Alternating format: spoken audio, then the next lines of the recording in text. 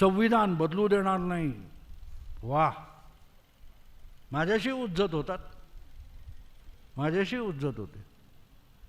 म्हटलं संविधान बदलू देणार नाही सांगणारं तू कोण रे बाबा? म्हटलं संविधान वाचले का तुम्ही? वाचले का म्हणजे वगैरे वगैरे.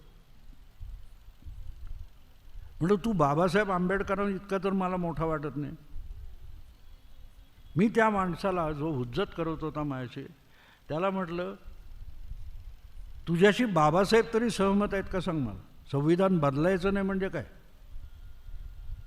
तो चमकला एकदम.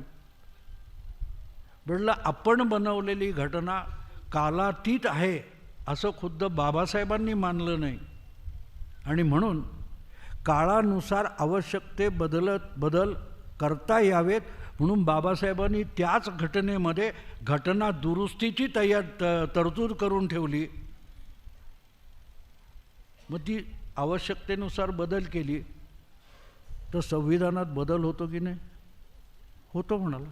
मग तू संविधान बदलायचं नाही म्हणतोस ना, तू बाबासाहेबांच्या विरुद्ध बोलतोयस आणि तुलाच पत्ता नाही आहे. किती सहजगत्या युक्तिवादाची गल्लत केली जाते बघा मित्रांनो.